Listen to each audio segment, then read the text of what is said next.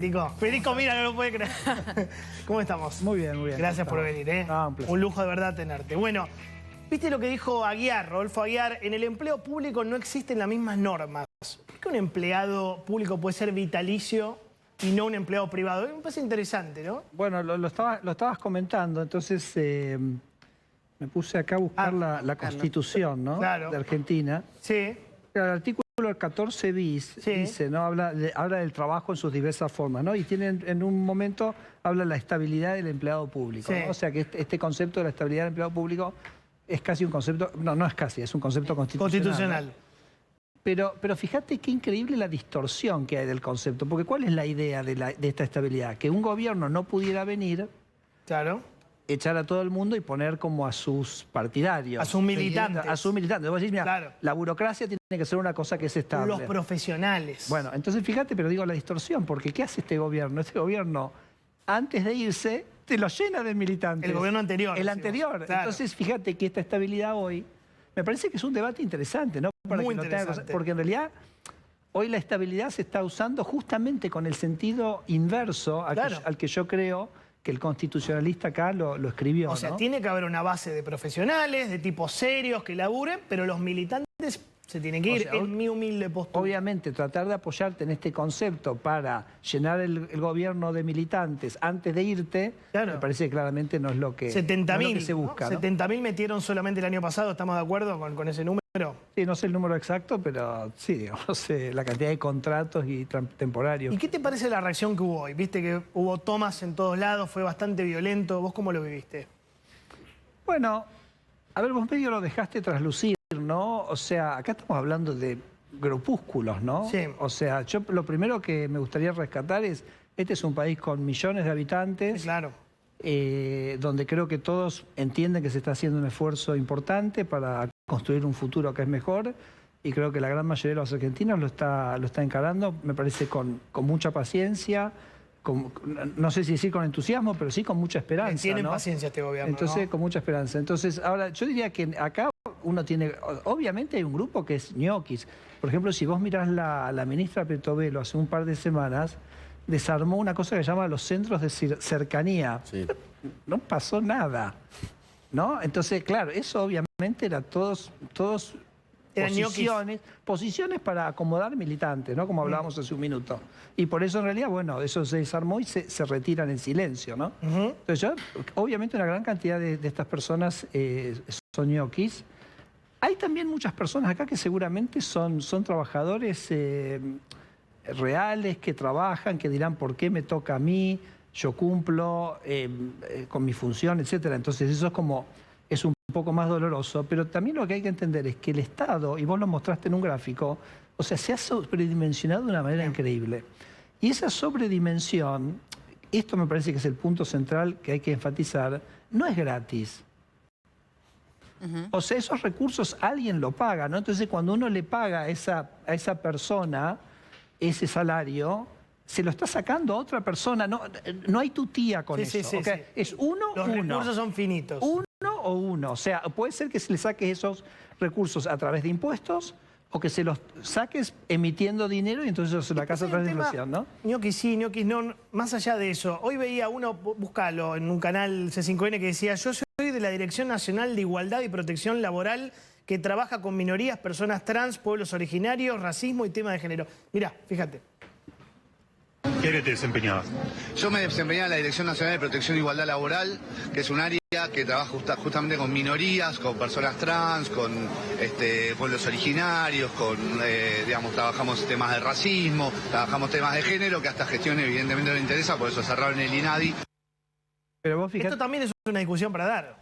Yo creo que es una discusión, ¿no? O sea, ¿qué es lo que es, digamos, donde se le sirve a la ciudadanía o no? Vos mencionaste el INADI, ¿no? Entonces el INADI, decías, bueno, están todos los trámites sin terminar. Bueno, todos no, digamos, muchísimos trámites. Pero además, el tema de la discriminación, hay un mecanismo que es la justicia, que es el donde se dirime, ¿no? Entonces ya teníamos una institucionalidad para resolver ese problema. Sí. Uno crea, digamos, un organismo adicional. Entonces digo, hay que atender ese sobredimensionamiento, pero el motivo por el cual se hace esto es porque en tanto en cuanto ese problema no se resuelve, y creo que el presidente Milei lo está abordando con una valentía y con una decisión que yo creo que no la hemos visto, ¿no? Mirá, esto es ahora en vivo. Ministerio de Trabajo es esto, chicos. Secretaría de Trabajo, Avenida Alem, está todo vallado por miedo a que mañana vuelvan las tomas, ¿no? Sí. ¿Anunciaron un paro, Nico, para el viernes? Para el viernes un paro de ATE, porque esto es interesante, Bueno, lo decía Sturzenegger. La información que tenemos, que es la información oficial, es que las protestas fueron en todo el país y los manifestantes, estaba haciendo el cálculo recién, fueron 1.500. Ok.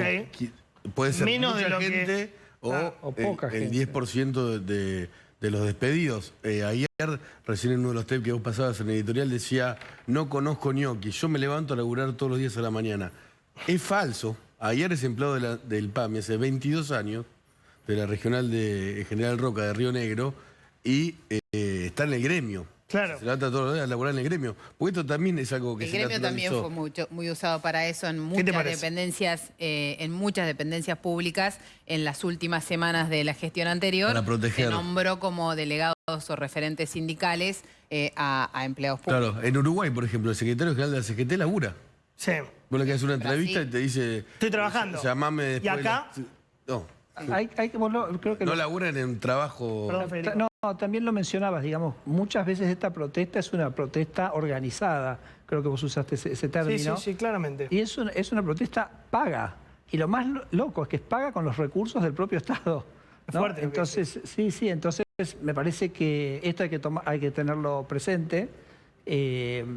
Creo que el presidente también ha tomado decisiones. Vamos a dar un ejemplo muy puntual, que es Grabois, vos lo llamás Grabois. ¿Cómo le decís? Grabois. No, a mí me dicen que se dice así. Yo digo Grabois. Grabois, ¿ok? Entonces, Grabois. bueno, eso en un momento se le dio muchísimo dinero. Y ese dinero, para hacer algo que ya veremos, ya vendrá la auditoría del FISU, que es el fondo fiduciario que él manejó, y ya veremos ahí qué fue lo que pasó con ese dinero. Y te puedo asegurar que va a ser interesante la ¿Sí? discusión cuando eso qué? ocurra. ¿Qué me puedes no te adelantar? puedo decir, no te puedo decir Ok. nada. Entonces, pero digamos, esos recursos fueron en cierto sentido lo que de alguna manera le dieron su capacidad de movilización, terminó siendo candidato a la presidencia y sacando no sé cuántos ¿Vos votos, decís ¿no? que ¿Usaba la plata del Estado para la campaña? Bueno, digo, obviamente tenía recursos ahí que de alguna manera ayudaban a su movilización, ¿no? ¿Qué hizo el El dinero presidente fungible, Milei? dice, ¿Qué hizo el presidente Milei?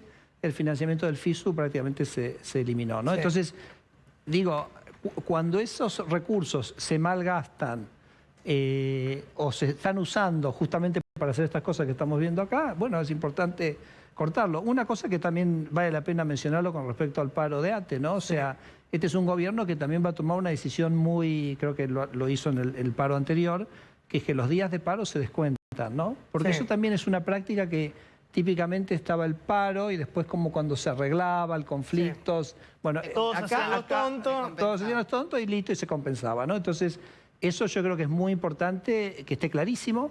Ujú. La gente tiene también, podemos volver a la Constitución, tiene el derecho de huelga, Sí, claro, eso sí. pero lo que está claro, y además hay fallos... Pero no de tomar ministerios, ¿eh? No, Una no, cosa es no, hacer una eso ya, huelga, no, eso ya. eso Pero es te voy a violento. decir es que la Corte Suprema, o sea, hay jurisprudencia de la Corte Suprema que si vos haces uso de tu derecho constitucional, del derecho de huelga, no tenés derecho ese mismo día a cobrar tu A cobrar, sueldo, a ¿correcto? cobrar. O sea, el derecho de huelga está para proteger que vos puedas hacer la huelga, que no tengas ninguna sanción por hacerla, etcétera, Te ¿no? quiero preguntar también de la macro, pero tengo un urgente que tiene Nico Viñaski con información de último momento sobre el tema de la toma y ya entro en el tema macro Dale, con dale. Federico Sturzenegger. Urgente, dale, vamos.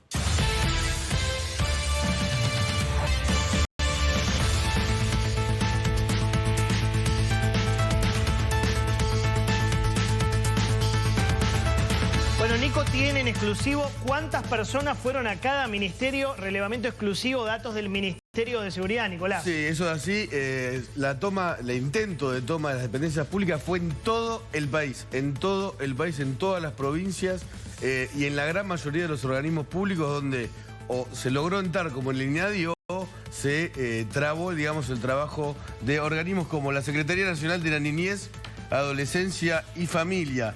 200 manifestantes. 200 intentaron tomar la secretaría. La policía tuvo que defender el edificio con una autobomba, con infantería. En el CONICET, 20 personas intentaron tomar una de las sedes en Godoy Cruz. la Secretaría de Derechos Humanos, 200 manifestantes. Ah, bueno, este papel es exclusivo, lo tenemos del Ministerio Sí. de Seguridad y ahí está detallado cuántas personas tomaron cada ministerio. Y además cuántas, interesante, porque también hubo un costo de las fuerzas. Claro, del lo vamos a tener Estado que pagar tuvieron. nosotros, ¿no? Sí, Secretaría Nacional de la Niñez, Adolescencia y Familia, descentralizado, 200 personas. Ministerio de Salud, 200 personas. Ministerio del Interior, en todas las dependencias del interior del ENACOM. El ENACOM mucho, ¿no? Sí, en todo el país. En todo el país. En todo el país, ATE mandó a su gente y esto es interesante. No UPCN. No UPCN nunca. No, UPCN se está con presenta los en la caballos. justicia. No, se Sí, presenta en la Tauro. justicia. ATE solo organizó esto en todo el país, en el INDEC, en la Oficina de Trabajo Descentralizado. Obviamente conoce muy bien la Administración Muy Pública interesante. Nacional y los organismos son totalmente diversos. Igual, vuelvo a Federico, Instituto Geográfico Nacional, o sea, en todos lados. hubo tomas en todo el país, pero son números, claro, veo tu cara, son números relativamente chicos. Sí, digo, para que dimensionémoslo en su verdadera magnitud, ¿no? Claro. Ahí, Porque Tony. si no, digamos, como que también, ¿no? O sea, como que nada, o sea, se hace una cosa un poco más grande de lo que es. ¿Vos creés que hay una búsqueda de generar Bueno, es que, caos? los que tenían esos privilegios, pero ojo, reaccionando. acá estamos viendo esto, pero yo te podría decir, digamos, el sindicalismo cuando va en contra del DNU, que ¿qué decía el DNU? El DNU tiene, la parte laboral tenía dos partes, una que tiene que ver con el funcionamiento del mercado de trabajo, las multas, la industria del juicio, eso, y otro que tenía que ver con el propio financiamiento de los sindicatos, ¿no? Entonces, ellos se resisten, ¿no? Te Y puedo yo te digo, preguntar sobre eso, pero espera, ahora un minuto, pero también los empresarios se resisten, ¿no? O sea, nosotros en el devenir de la ley Ómnibus, por ejemplo, nosotros hubo partes importantes que tenían que ver con ciertos privilegios que tenían ciertos grupos empresarios que, digamos, hubo mucho lobby, ¿no? Para sacarlos también, ¿no? O sea, yo digo, Argentina es un sistema donde todo el mundo, digamos, le muerde a la gente, ¿no? Y eso es lo que la gente se cansó. Y vos hablabas de la pobreza y yo digo, bueno, yo siempre digo, cuando este sistema se armó, lo armó Onganía en los 60, la pobreza era 5% en Argentina, ¿no? Entonces por eso Milei habla del modelo empobrecedor de la casta, porque a lo largo de esos 50 Ahora años... me hiciste acordar. Entonces me digo, pero todos estos intereses se defienden. Y déjame decirte una cosa, ¿quién es el gestor? ¿Quién es el brazo político de este sistema? ¿Quién es? ¿Quién? No sé, decime vos. El peronismo. Ah, pensé que ibas a decir Cristina Kirchner. Pero no, el peronismo. El peronismo. Porque este sistema es hace 50 años. Viene mucho antes. Trasciende la figura de Trasciende, Cristina. o sea, Es bueno. el peronismo. Entonces, por eso yo digo que el peronismo es el partido conservador de Argentina. Claro. Es el partido de los intereses. No, me hiciste creados y acordar se con esto de resiste. garronear, que hay laboratorios intentando garronear en estos momentos para la vacuna. No sé si lo hablaste tal vez con el presidente de esto. No, pero si querés te cuento una increíble. A ver. Que digamos, porque uno va trabajando un poco, a mí el presidente me ha encomendado un poco como barrer un poco todas estas regulaciones, que es donde están, ¿no? Estos nichos. Tu función Vos- es esa, entonces, vos de pensás- regular el Estado. Entonces, sí, más que del Estado, la economía también en su conjunto, ¿no? Entonces, vos, por ejemplo, déjame decirte una cosa. La vacuna contra la aftosa, que es el ganado, Sí, el ¿correcto? ganado, sí. Vos sabés que no se puede importar. Y eso quiere decir que el mercado local es muy chiquito y el precio de la vacuna de la aftosa en Argentina es 5 veces el precio internacional. ¿No? Sí. Y eso a quienes... 5 veces lo que 5 veces lo internacional. Entonces, La a fabrica quienes la misma empresa que fabrica para la producen esa vacuna, el cálculo que yo hago es que en los últimos 20 años se llevaron $2.000 millones de dólares. ¡Oh! Es un flor de negocio. Pero, ¿entendés? Pero Tal esto vez por ahí lo vienen ves, las críticas del ministro de Salud también. esto es aftosa, ¿ok? No, pero él lo relacionó con lo del Los dengue. laboratorios. ¿Escuchaste lo que Quiere dijo? decir- no, que- Tal vez por No, ahí... porque hay mucha crítica contra el ministro de Salud de ámbitos diversos y él se involucró y Qué lindo modificó el cambio de la compra de vacunas, ¿no? Tocando intereses de los laboratorios. Creo que es bastante claro lo que dice. Sí. él. Que hay Entonces, laboratorios interesados en venderle Obvio, al obvio. gobierno, al Estado, la vacuna contra el dengue. Y estamos viendo... Todo tipo de vacunas pues se cambió. Bueno, el pero mecanismo. ahora es dengue el tema. Sí. Ahora es dengue. Entonces, lo que digo es que donde vos mirás hay digamos, un negocio, ¿no? Entonces, hay como que ir desarmándolos. No, que no dije, me río de que no dijo que no. No, Bueno, no. vamos con los aumentos que vienen, con dale. Ceci Bufflet, y vamos a la macro. Para eso te trajimos también, porque te tenemos hace 20 minutos hablando de otra cosa y no te aprovechamos con la macro. Economía, claro. Economía. Claro. Pero bueno, O sea, es que de la macro hablo poco porque... Un poquito. Pero, bueno, vamos a tener una excepción Por el para amor vos. de Dios, por el amor de Dios. Por de vos, economía. por vos vamos a tener una excepción. Sí, muy bien. Preguntale lo que quieras. Tenemos los aumentos primero. Dale. 60% el colectivo, 300% el gas, 200% AISA, todo lo que vos contaste ayer, ¿no? Sí, y hoy estábamos poniendo foco especialmente en el tema de los aumentos del El gas. gas. Básicamente porque, mira, ahí tenés un poco cómo es el cambio para un hogar. Esta es una casa chica, una casa con una estufa. El promedio de su factura va a pasar de unos 1.600 a unos 7.000 pesos. Es un aumento de 340%. Bueno. Una casa mediana con un consumo anualizado de entre 600 y 800 metros cúbicos. Ese Fuerte, es el ¿no? cambio, de 4.500 a unos 25.000 Claro, pero pesos. es fuerte el cambio. Sí.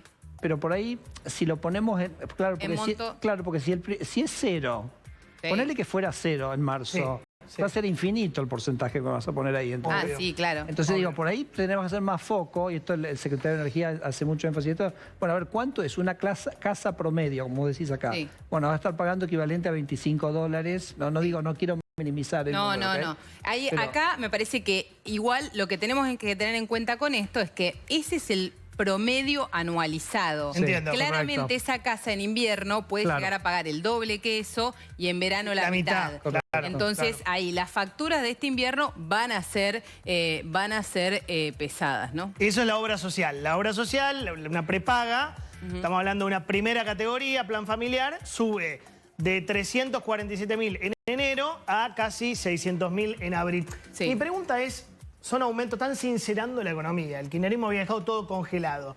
¿La gente aguanta esto, Fede? Bueno, acordate que si vamos al caso puntual de energía, es muy interesante que lo inviten un día a Rodríguez Chirilo. Con que- gusto. Nos encantaría. Se encantaría que venga. Fantástico. Cirilo. No, Ayúdanos vos. ¿cuál es el concepto? Yo les digo un poco. El concepto es, la tarifa, o sea, acá se confundió la tarifa con el subsidio. Sí. O sea, dar el subsidio a través del precio del gas barato. Entonces, no, el subsidio tendría que ser el subsidio y la tarifa tendría que ser la tarifa. Entonces, el gas vale lo que vale el gas para producirlo. Y después el Estado sobre eso tiene que decir cómo yo subsidio. Entonces, cuando vos confundís la tarifa con el subsidio, terminás dándole un subsidio a todos. Por ejemplo, a los más ricos les terminás dando un subsidio. De hecho, le das un subsidio más grande que a los más pobres Es porque cierto. consumen Es más. injusto eso. Es injusto. Absolutamente Entonces, pro rico fue esa lo que estrategia, por Rodríguez supuesto. Chirilo está implementando es un sistema en el cual la tarifa es la que es, y a los hogares en los cuales el gasto de energía le supera un porcentaje de su ingreso, suponete que el gasto en energía, viste como La que en los canasta créditos energética hipotecarios supera el el crédito 10%. no puede ser más del 30% del sigo salario. perfectamente, sí. Entonces, si el gasto de energía en un hogar particularmente, que se puede, con la información que tenemos, vos podés identificar, si el gasto de energía de ese hogar supera el 25% de su presupuesto, ahí entra el subsidio, ¿se entiende? Entiendo. Entonces, es una cosa mucho más lógica, mucho más ordenada, mucho más focalizada, y entonces me parece que, digamos, a tu pregunta, bueno, ¿Hasta dónde aguanta? se aguanta, digamos, complementándolo con esta política de subsidios mucho más inteligente y mucho más focalizada. Última y te libero Sí, porque sí. tengo que cumplir con la palabra de 50 y pico de Hartiger. Reservas, hoy compraron 245 millones de dólares. Bien, es una buena noticia. ¿Cuándo liberan el C? Porque la pregunta... Había una sola de economía, del mira. millón. No te voy a... Eso lo invitás a Santiago Bausili. Pero déjame decirte algo sí de la macro. Significa que lo van a liberar, ¿no? Sí, si no me hubiera dicho falta. No digo nada. Lo que digo es lo siguiente. En la macro, el presidente Milei está haciendo algo que nadie hizo, Ujú. que es, yo lo podría decir, agarrar el toro por las astas, ¿ok? ¿Y cuál es el toro que hay que agarrar por las astas? Es el desequilibrio fiscal, déficit ¿no? Porque si vos tenés un desequilibrio fiscal, por un lado, estás siempre en el borde del default, ¿ok? Si tenés un desequilibrio fiscal, vas a terminar emitiendo y vas a tener inflación, ¿correcto? Si vos tenés desequilibrio fiscal, es un Estado totalmente poco confiable, que nunca vas a tener inversión, porque nadie sabe cuándo el Estado va a hacer algo para manotearte. Entonces, poder resolver lo fiscal me parece que va a producir como un bálsamo. Yo entiendo que hoy no se ve, ¿se entiende?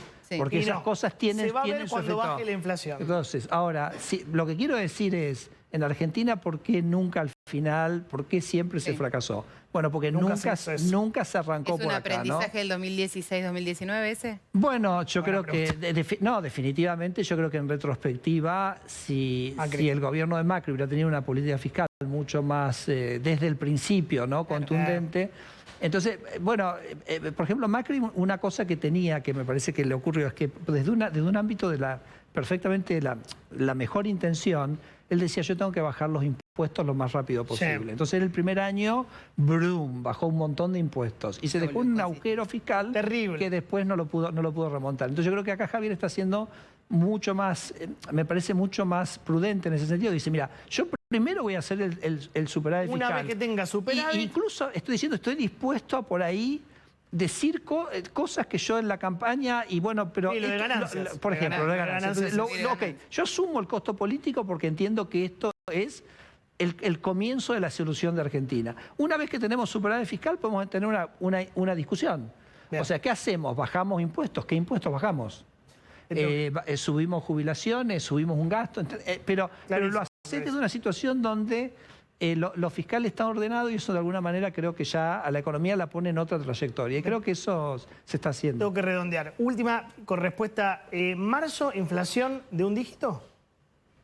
Creo que la inflación, te diría lo siguiente, creo que la caída de la inflación va a ser mucho más rápido que la gente ve, porque en cierto sentido vos lo que eliminaste, claro, obviamente el presidente recibe una emisión monetaria gigantesca de masa y el problema es que la emisión monetaria no es como que tiene un efecto inmediato.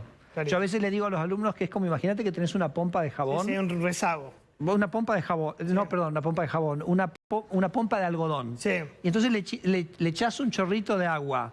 Hasta que la pompa de algodón se moja, lleva un tiempo. Claro. Es decir, hasta que ese dinero como... Entonces, hoy el presidente está de alguna manera, digamos, absorbiendo y tratando de lidiar con eso que le dejaron. Bien. Pero lo que es cierto es que la nafta del proceso inflacionario se cortó. Gracias. Se cortó. Así que eso...